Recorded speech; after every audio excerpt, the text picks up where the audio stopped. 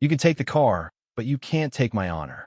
That's the line that kept running through my head the day a Phoenix cop thought he could just humiliate me, a disabled vet, in front of everybody at the VA hospital.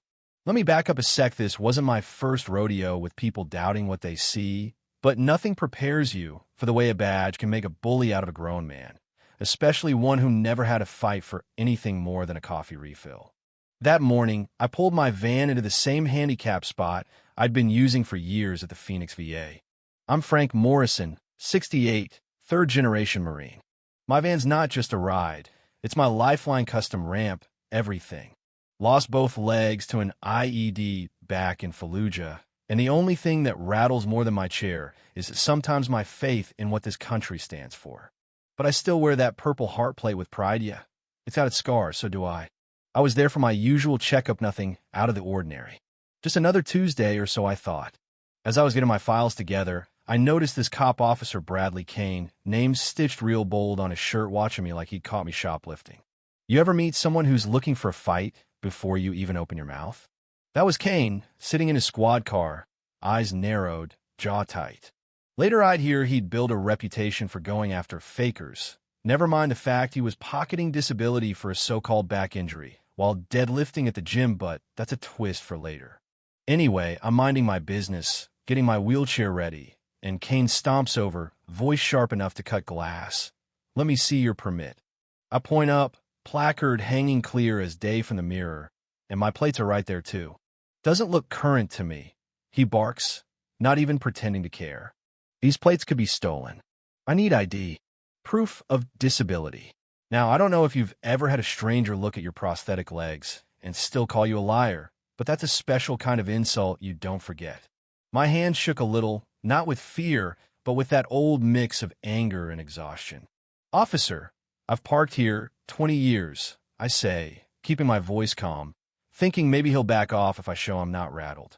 He just smirks, saying I've been taking up spaces for working people. At this point, a couple vets outside start pulling out their phones. I'm tired of you people thinking you're entitled just because you claim to be disabled, he says, loud enough for everyone to hear. Claim. That word stuck in my chest like shrapnel. I gave him everything ID permits, even pulled up my VA records, but he draws it out, flipping my papers back and forth like he's hunting for some hidden code. Anyone can fake this stuff, he mutters, and just like that, he's on the radio calling for a tow truck. You know that feeling when you realize someone's about to take away the thing that lets you live your life, your freedom. Really? My van's my independence. Without it, I'm stuck, a prisoner in a world I already gave my legs to defend. The crowd grew. Other veterans, some young, some with gray in their beards, started circling. Most just shook their heads. One guy, David Cruz, Master Sergeant, runs a local security company, now stepped up. This is wrong, he boomed. That man's earned everything he's got. This is harassment. Kane put a hand to his gun, told Cruz to back off or you'll be next. That just made Cruz stand taller. I'm a Marine, and that man's a Purple Heart recipient. Tension was high, but I kept my cool. Asked Kane if we could just resolve this without the tow truck. He only got louder, calling me a faker, ignoring the crowd, looking for backup from anyone who'd give it. So I did what I had Toy call my old commander, Colonel James Patterson, who'd led us through the worst of Iraq and had a habit of showing up when all hell broke loose. Colonel, it's Frank. I'm at the Phoenix VA. I need help. His voice was ice cold. Don't move. Help is coming. Less than 15 minutes later, the parking lot looked like a Marine Corps roll call, men and women, young and old, uniforms and jeans, streaming in from every direction. Captain Sarah Williams, a Marine lawyer, arrived first, taking photos, recording everything, getting statements. She nodded at me. We're not letting this slide, Sergeant. The tow truck showed up, driver nervous, looking back and forth between the crowd and Kane, who was still barking orders. Williams stepped in, laying down the law to the driver. This van's legally parked. You tow it, you're committing theft. The driver hesitated, muttering he just does what the cops tell him, but you could see he wanted no part of this. Kane's patient Snappy started yelling at the vets to disperse, threatening arrest for interfering with a police investigation. Cruz just laughed. What investigation? You're harassing a Marine with visible prosthetics. Kane's mask slipped. "You people fake injuries to get benefits," he sneered, and you could feel the whole parking lot stiffen. For a second, I just stared at him, feeling that helplessness crawl up my spine, but then I found my voice. "Officer Kane, I don't know what happened to you, but I forgive you. I lost my legs, so people like you could treat me however you want. That's what freedom is, the right to be wrong, even if it hurts." Right then, the cavalry arrived. Colonel Patterson strode in, ribbons on his chest, calm but fierce. "Officer Kane, explain yourself," he demanded, voice level but leaving no room for argument.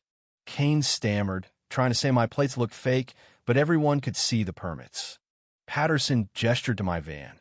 "That's a Purple Heart, Bronze Star, Navy commendation. What are you questioning here?" Phones out everywhere, media starting to gather. You could feel the tide turn. Patterson wasn't done. He called the police chief himself, a former Army man, and within minutes, Chief Torres arrived with internal affairs. Williams handed Patterson her tablet. Kane's collecting disability for a back injury while posting weightlifting videos. 17 complaints, 3 DUIs, all buried. Patterson didn't even blink. "Chief, your man's a fraud, and he's trying to ruin a Marine's life to cover his own." Torres turned on Kane, cold as steel. "You're suspended. Hand over your badge and gun." The tow truck driver wiped his brow. "I'm out, not towing this van." "No way." Kane was let off in handcuffs, the crowd silent, except for the soft whir of my wheelchair. Then Chief Torres did something I'll never forget. Removed his cap and saluted me, right there in front of everyone. "On behalf of Phoenix PD, I'm sorry, Sergeant Morrison. This should never have happened." That was the moment everything shifted, not just for me, but for every veteran watching. In the weeks after, the Morrison Protocol became mandatory training for Phoenix Police. Every department in Arizona adopted it. The tow company donated to the VFW and set strict rules for towing vet vehicles. They detailed and repaired my van free of charge. Even Congress noticed within a year the Morrison Act was law, making it a federal crime to harass or target disabled veterans. But the best part? Colonel Patterson set up a 24-hour hotline for vets, run by Marines, so no one would face what I did alone. There's even a plaque at the VA now, my name on it, honoring all disabled veterans who have to fight every day just to live with dignity. People ask if I'm bitter. I'm not. The Marine Brotherhood stood up for me when it mattered most. We take care of our own, always. So now, I want to ask you, where do you stand when you see injustice? What would you do if you saw someone's honor being stripped away, not by the enemy, but by the very system they served? Leave your thoughts below, and let's talk about what justice, respect, and real brotherhood mean today.